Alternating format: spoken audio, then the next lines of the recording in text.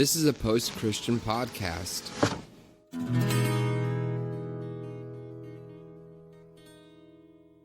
Welcome to the Revolution Church podcast. Hello, everyone, and welcome to Meet Your Congregation, Revolution's Meet Your Congregation specifically. And as always, I am here with Caleb. Hello. Hello, Caleb. Hello, Jay. And today we are we're interviewing and introducing Bruce Ewing. Bruce, sounds like you're making a mess back there. How's it going? Good. Just trying to get comfortable here. There we go. All right. Sorry about that. Yeah. Well, welcome to Meet Your Congregation. Thanks. First, let's start out with, well, I guess, where are you? Are you still in Las Vegas? Yes. Yep. Yes. Moved here in 1996. I came here to do 3 months of a show and just never left. What show? Came here to do a little show called Forever Plaid, which was a 4-man quartet show, musical theater.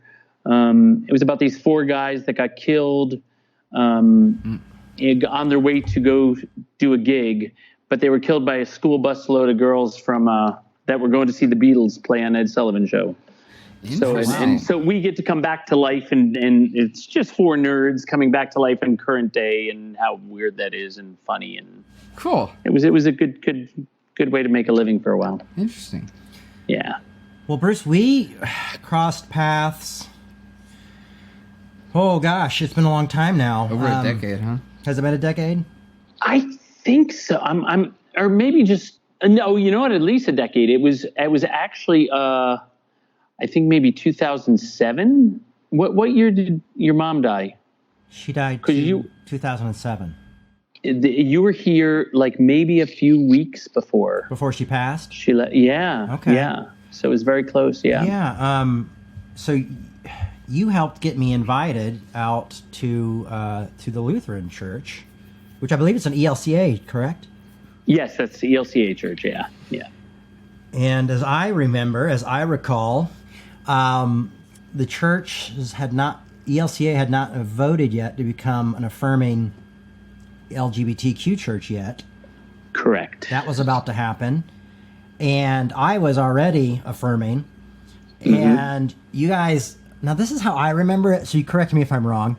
Okay. I remember part of being invited out to speak, but also part of it being like, hey, Jay, would you mind just testing the waters a little bit with folks here at the church about the whole affirming thing, just so we could see how it goes? Am I right about that? Yeah, in some ways it was funny because we went through a big trauma in that church in the year, I think it was 2000. One of my best friends that I was doing Forever Plaid with became the worship leader at our church, and that worked well for him for about a month until there were like 28 or 30 families that found out that he was gay and wanted him fired from the church. And at the time, we had 3 pastors, and they all, at a council meeting, basically had said, if you're going to fire him, then you're firing all of us. Wow. And so we had 30 families all leave, but of which I think like 25 of them ended up coming back at some point. Oh, cool. But the thing was, at the time, then it was made clear that we were okay with gay people, and if people asked that question, the pastor would call them into an office and they would quietly talk about it, so as not to bring any attention to it. Okay. So by the time you came, it was very interesting. We had a new pastor at that point, and he was not secretly affirm. I mean, he was affirming, but didn't want to talk about it too much. Didn't want to make waves. And then you came and basically just put it out there. I mean, we advertised the fact that everything that you had gone through in Atlanta, when basically, your ministry was so challenged when you became an affirming pastor. Yeah. And so that was we used that. I still was not working at the church at that point, but a few weeks after you left, they asked me to come in and sing and give a little testimony, because the pastor wasn't going to be there and the worship leader wasn't going to be there. Right. And So I contacted them back and said I'd be happy to. And then a few days later, I said, no, what God's putting on my heart, I don't think you guys want me to talk about. But they said, no, follow the Spirit. So I went in and I sang, and inspired by your talk a few weeks before that, I basically really just talked about grace and just talked about how there are so many people that are not affirming of grace. And me as a gay man who has always considered myself a Christian more than a gay man, that's a more important part of my life than being gay. But I said, really, after your talk, it dawned on me that we need to pray for those people who are not gay affirming. Yeah. They have something in their life that they think God's grace isn't going to cover. And so it was very interesting. I was so nervous, I almost canceled out the morning of, and I got up first and I sang, because when I sing, that's one thing I can do. I'm not a good public speaker. But I sang, and then I told my whole story. Wow. And that was the first time really anybody had discussed being gay from up front. Wow, that's great. So wow. I did that whole talk, and then I turned around to the pianist to get the next number going, because I was going to end with a song also. And when that happened, I turned around in the audience, with the congregation. There was about 500 there that day, and they were all on their feet and applauding.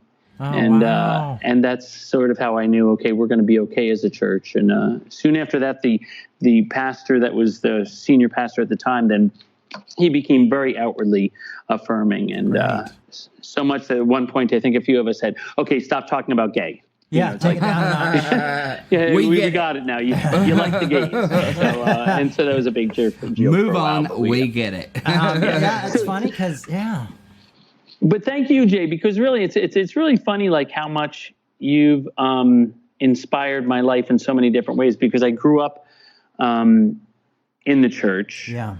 I didn't want to be part of the church anymore because the church didn't want me anymore. I found your book and that TV series on Sundance at the time. Under God, yeah. And then saw what the church did to you, which actually at first wanted me to push away further from the church, except for you didn't. And I thought, how could they treat him like such crap?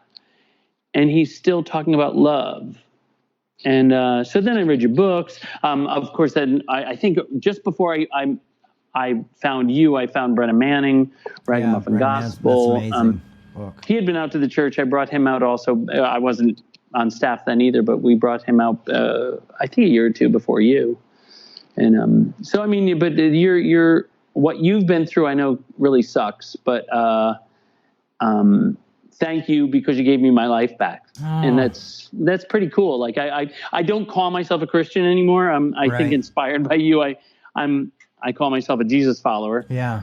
Because I love Jesus, but not too fond of the word Christian, only because of what the American church has done to it. Yeah, it's a difficult word. I'm trying to figure out ways if it's possible to reclaim it and I don't know. I have no idea anymore. I've been reading a lot of philosophy, and philosophers sometimes can change words, and bring new meaning to words. And Slavoj Žižek's trying to do that with communism and different things like that. And so it's, always interesting.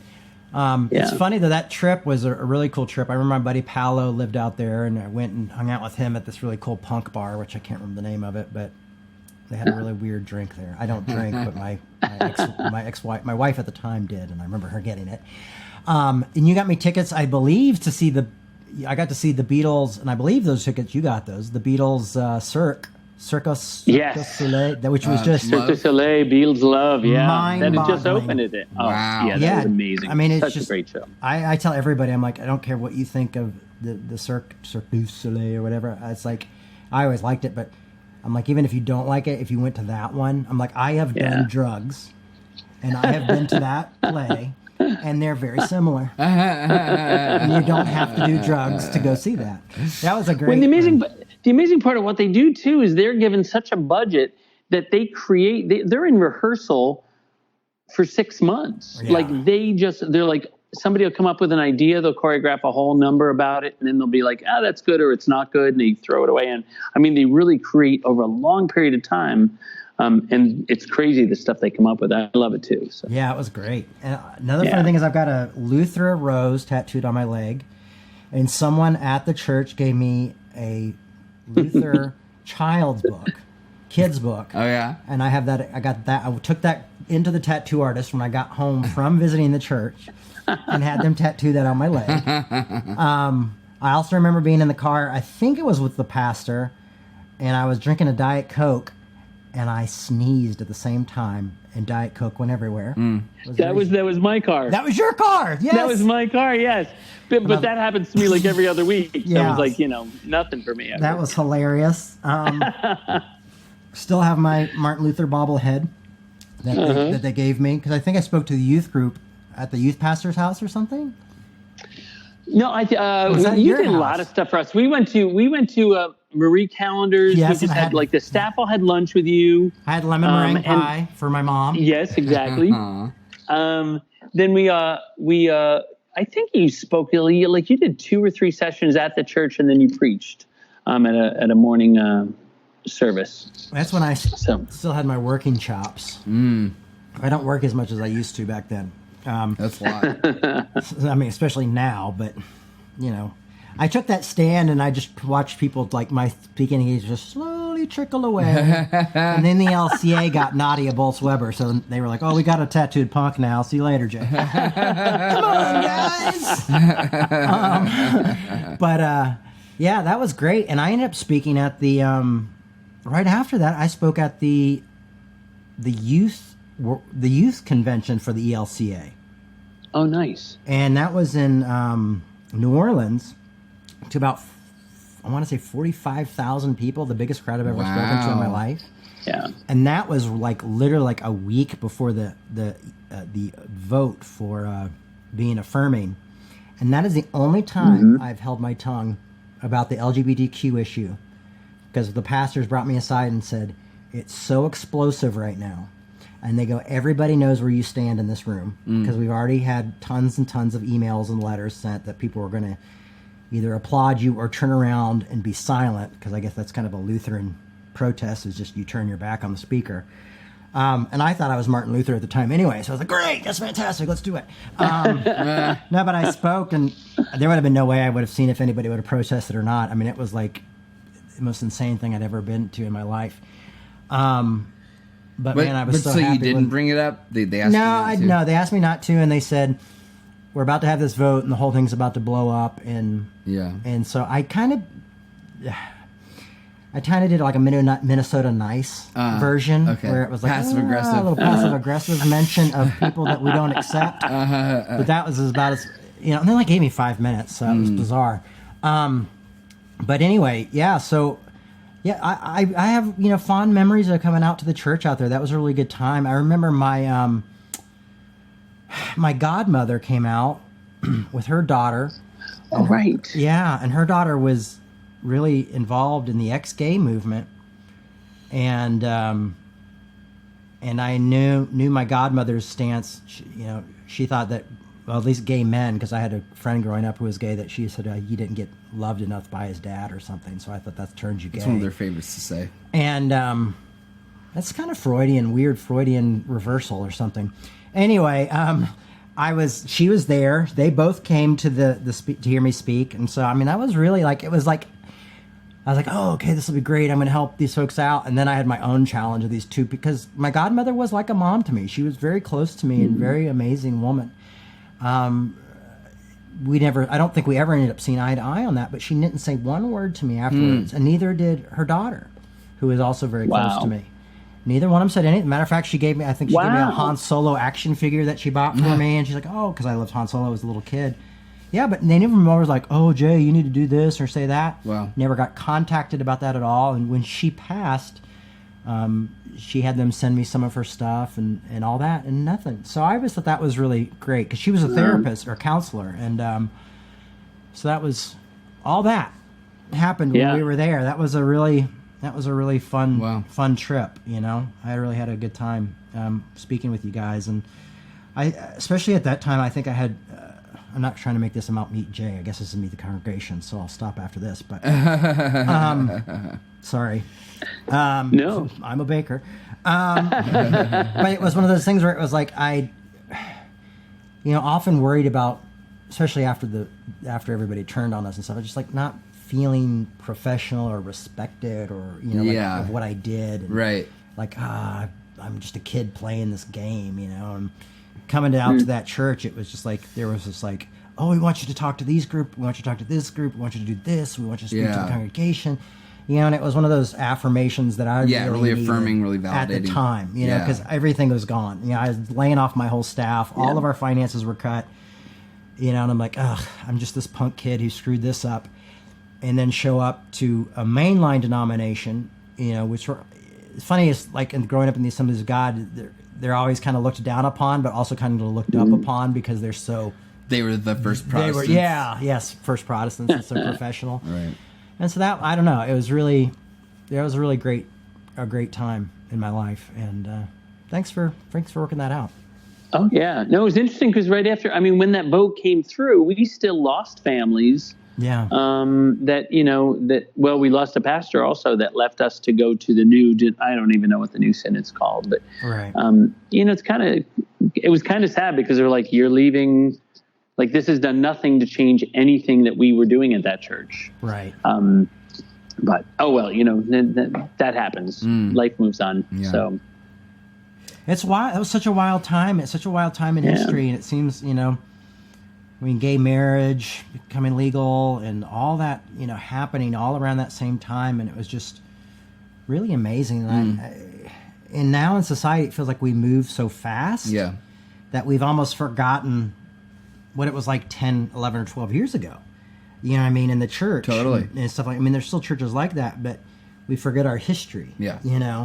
And, we forget that what of a big deal it was to try to push inclusion. Totally. In the church. Yeah. I think we definitely shouldn't take that for granted, and I don't think enough of us have learned our lessons. Well, now it's so weird, though, too. It's so weird now, too, because things move so fast, you forgot what the big uproar was 3 weeks ago. It's like, you know what I mean? It's things, and they sort of, it seems like, without naming names, but it seems like some of them do enjoy doing that. We'll keep you distracted enough, and it's. Yeah, it's like 1 week, it's like kids are in cages. Oh my God, the world's going to fall apart. And then the next minute, the president said something really weird, and now we're focused on that. And there's a new Me Too thing that comes up, and a cancellation thing that comes up, and Listen exactly, it's being crazy. bombarded. We're old. We're What's up with these kids today? Their Twitter feeds just keep on beeping, and I say, turn off the dang beeping. So, how did you find out? About Revolution and I know that you've probably listened and not listened and just kind of take us through that a little bit of like how you found out about us and kind of ended up coming back and forth. Well, I think, I found Brennan first, and then He's I found, amazing. we brought him out, and he did the same sort of weekend you did too, and that was wild having that sort of memory too of having him with us, and he was just it was great. But I think it was through your series on Sundance, I found you and I'm pretty sure I started listening. You, if I'm not mistaken, was there a podcast, or I don't know where I found recordings of you preaching in Atlanta before you moved to New York? Yeah, there was we started it wasn't called a podcast then. It was just putting. Right, I forgot what it was called back then. It was like putting talks online. streaming on or whatever. Yeah. And we just put them up. Yeah. So I've been listening that long, and then I followed you to Brooklyn, the candy store. Yeah, Pete's Candy Store. Yeah. And listened then, and then you moved to Minnesota. So I've been around for a long time. Obviously, there's sections of time where it's like, oh, I'm way behind on listening. But you go back and you find it, and you just listen. Or at one point I was saving a bunch of them. I think I have all of your Galatians series from when you were Pete's saved online, and on a hard. Yeah, at some point, I thought, oh no, you have to save all this stuff, and I would buy extra hard drives, and it's like, I didn't have to save any of it. But no, so I've been following you for a long time, and I just, I've sort of my own belief and stance. I don't stalk you or anything creepy like that, but my belief has changed and grown, and it feels good. It feels good to be able to change and grow in my faith as it goes, and the more I listen, I realize the less I know, and that feels okay not knowing. Totally. And but yeah, even this past week I was listening because I was a little bit behind. I listened to your first. I think it was your first talk, the two of you together, and it's so funny how your whole. I don't know when that was recorded, but that was the demeanor of your relationship has changed so much. It's kind of funny. I think you put it on as a recent sermon, right? Was that? It was the very first podcast. interview. Yeah, that's right. Oh, okay. When I first moved out here. Yep. Yeah, he was sneaky. Yeah, that's right. So but it's been fun to watch it all develop, and I just feel challenged a lot when I listen to Revolution because I'm now a music director for the same church that you came to. I mean, so I run the music program there, which is a lot. And it's kind of funny that then when I'm not at my church going to my services, the other one that I go to, and I'm always out walking or running when I listen to you, but I go to the one church that has no music. Yeah. It's like, but I like that. You know what I mean? It's like, I don't need more music in my life. I need just to listen and consider. And I do stop running or walking every so often because you'll say something and I'll write it down. I'll write the question down and then go back and study it in the morning. So, yeah, I mean, we're definitely going, I mean, I'm definitely going through a lot of theological change. I mean, I just had last year. This year's horrible for everyone in the world, but the year before that for me was horrible for me. So 2020 does not hold a candle next to 2019 or 2018. But yeah, I mean, it is weird. Like, you're not alone when you feel challenged, because when I'm communicating and speaking, because I don't have a shelf that I put stuff on very long. I really I try to work it all out with the congregation and with everybody. So that's how I learn too. So, just sharing it with everybody and putting it out there, and what is the feedback going to be, and how can we work this out, and can we challenge ourselves to think differently? And we've been, and it's just, it is a struggle. Yeah. I mean, it's a challenge for me as well. You're so transparent though. And that's an amazing thing, and something it turned out this week in listening to a few of the different, older things. You joked a few times how, you've considered several times just getting out of it all. Yeah. And, my heart sort of drops every time you say that. So I just only bring this up to encourage you to please keep going, because your transparency is pretty amazing and helps the rest of us. Not that I try never to be fake in front of my congregation, but I do have a certain job where I have to lead worship and I have to keep things moving. And they've seen me say some really, I've said enough in times when I thought, I'm really going to get fired after today's service. But your transparency and sharing all the stuff that you've been through, really, it's inspiring to other people. So I hope you remember that in those moments that you feel like, maybe I'm going to throw this all away. Please don't. I appreciate that. And I'll tell you, I don't right now. I don't feel like throwing it away. I mean, it's a life. Good. It's become a lifeline. Like, I mean, Pete Rollins, I'm sure you've heard me talk about. He's my best friend. Talk about him in sermons, and he actually speaks, I think. Maybe write a book or two. But he really encouraged. I mean, he just said, stay in. And by the time he was telling me to stay, the fact that I stayed for that time, I have to stay. I mean, I've realized I have a message, I have work to do, and it is art for me. It is an extension of art. I mean, 10, 12 years ago when I was in New York, I had a art professor asked me to come speak at NYU, and he said, I see what you do as art. And I thought, I chuckled. I mean, I was like, I'm going to come speak because you guys are offering me a stipend or whatever, or not a stipend, but a little pay.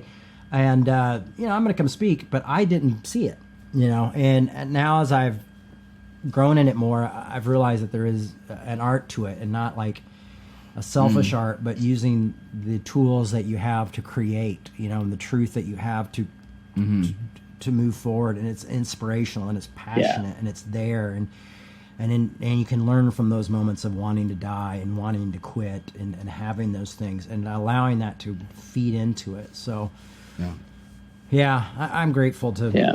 Thanks for saying that, and also just let you know I don't have any plans right now to go anywhere else. I'm not going to let this guy quit. Good. Well, it's interesting. Another thing that you do over the years that I've noticed, because since Caleb contacted me and said that we could have this conversation, it was just interesting because I think back to like when Brian McLaren took you in for a while, right? Yeah, I did when I did my divorce. Yeah, but I also remember there was one time, and who was that horrible pastor in? Oh, I shouldn't say it like that. The Denver guy that was so anti-gay, and then he was shown to have had gay behavior and drugs. Oh my gosh, what was his name? And you even reached out as the church threw him away. You reached out to him to try, Yeah. God, that's. And between that and just your different attitudes toward keeping conversation going during this time of Trump, because I could make Bernie Sanders look like a Republican. I'm like so far liberal, but I love that you teach a way to keep the conversation going. All the stuff that you mentioned with your dad, and that you keep that conversation going. That you you challenge us to not demonize people just because they think differently than us, and you really push the love and grace, and I appreciate it big time. So. Well, I mean, they if you think about it, they demonized us for years. I know, and it felt like shit. And I don't want to return the favor. But human nature makes me want to. No, me too. Me too. And the thing is, now I'll say things just to my cat about them, right? Yeah. And then I won't say it out loud to other people, or you know what I mean. I don't send. Well, it's always good to have a place where you can debrief. You know what I mean? Where you can right, exactly. Talk it out with people and be like, and let it go. I mean. MLK, and I got to meet some folks who knew him, and I was like, I'm like, after I do some of this, gay rights activism, you feel like everything inside you dies, and you're hurt by these people, and what do you do with them? Mm-hmm. Like, you go back, you talk about it, you laugh, you make jokes, you kind of be human, and then you let that go, and then regroup and go back out there. There's times where I just want to literally tweet a picture of my middle finger.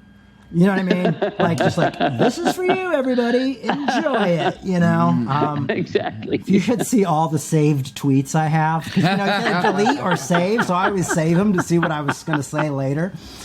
In Jay's will, there's a passage that says that we have to release all the deleted tweets once he's dead. The real Jay was a bastard. Hated you all. It's that's just, it is human nature. And, but I think when we can experience a better nature of humanity when we breathe, when we're patient, when we let off steam to our cat or our friends or our loved ones, and they're able to go out there and listen to the other. Because, I think that's what changes people,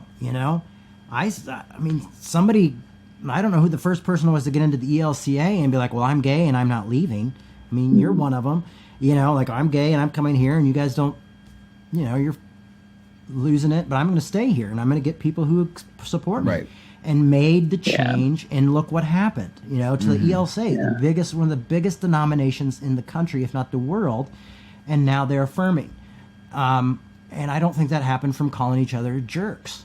I think that happened from people being patient and kind and holding back and wanting human nature. Martin Luther King did that. Gandhi did that. I believe even in ways Malcolm X, too, did that actually. When he came around, he started to do more of that too. So it's like this idea of, I don't know, seeing a better nature in humanity, in our just basic human nature. Mm-hmm. Yeah, and tearing down the walls from the inside, as John Caputo puts it. Being, if you're strong enough to, then staying inside of the environment that is so hostile towards you in order to change it. Because there's a lot of people who are afraid, and scared and hurt, and said, I can't be somewhere where people don't recognize my humanity. Which is fair. So then don't go there. So don't be there. But if you can, but it's a powerful thing to do to remain and so you may not recognize my humanity, but I recognize yours. As a matter of fact, it's really evident right now. So, so I guess should we ask the question? Yeah, sure. I'm really glad we got to chat, and I'm actually trying to plan a visit. Well, not anytime soon until this world comes back together. But there's that punk rock bowling festival out in Las Vegas. It's a big punk rock thing, big punk rock show, and so me and my friend we're thinking about coming out to see that. And so if we do, I'll definitely. We need to. You're on. I don't know if you still have my number. If you don't, just DM me and I'll give you my new number. And we can figure out when we can hang out. But I'd love to hang out and spend some time and see you and maybe that'd stop be by great. the church too. Yeah. What was I going to say? You were going to ask the big question. Oh, the big which question. Is, while he's there, will you marry him? While I'm there, will you get me tickets to the Elvis play? Are they still doing the Elvis Circus? It's still running. Well, I mean, it's not now, but I mean, it was before we closed down. So the circus is going through some problems trying to keep everybody paid during this time. So we'll see if they end up existing at the end of it. Well, who knows what any of this is going to look like. I saw pictures yesterday. They opened the casinos in Arizona, and I saw pictures of it so crowded, no social distancing, people wearing their masks under their chin, like on top of each other almost. So I don't know how this is going to work here in Las Vegas. Good God. It's really frightening. So, I was just in the gas station 2 days ago, and I had my mask on and everything. Person behind me, no mask, right behind me, and I didn't know if I turn around and say 6 feet or I don't know. I just paid and left. But it was just who knows? And I want messages. I want to turn around to those people to get my space, though, and I just want to go, you might want to be careful. I have COVID. I know. And then just start coughing or something. Yeah. That's honestly all you have to do is go. Turn around and be like, excuse me.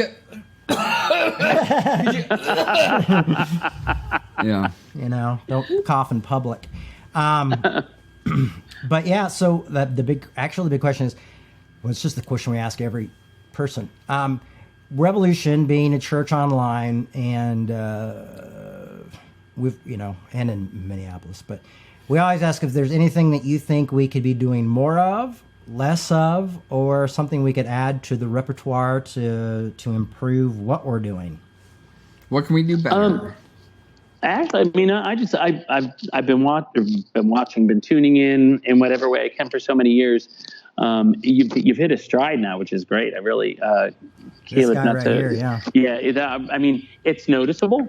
And Caleb, you do such an amazing job. Thank you. And everything that I listened to so far is on Revolution. But I keep thinking, I've got to go back and check out all his other ones. But I'm always out walking or running, so I forget to when I get back home. But I will. But no, you're absolutely amazing, and it's really cool to see. One, I love the question and answer at the end of the sermons.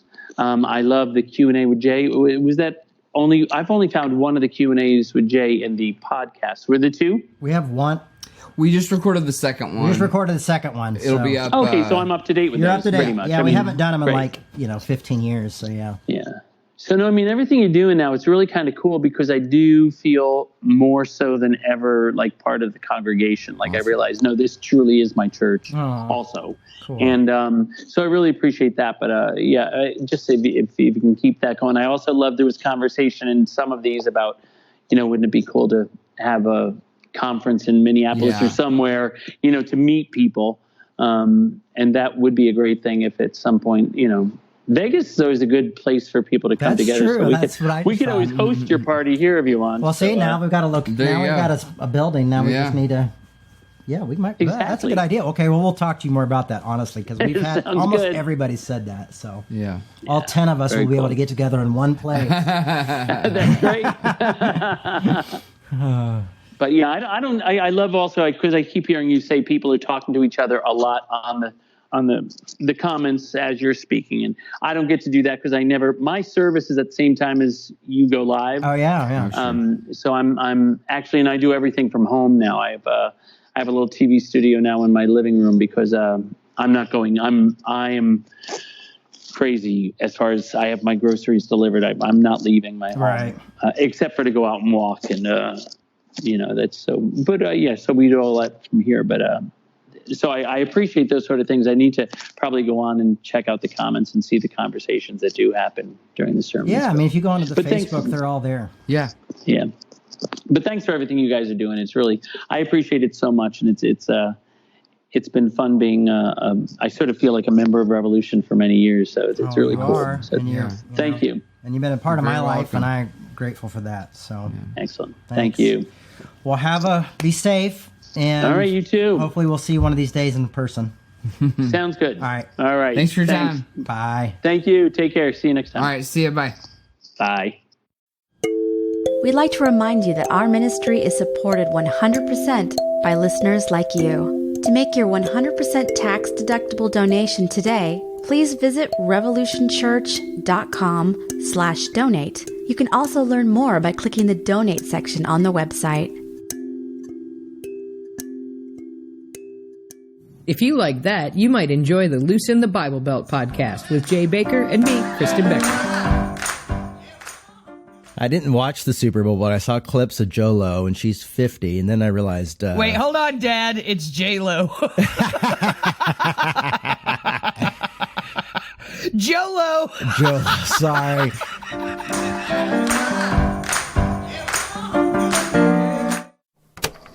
That was a post-Christian podcast.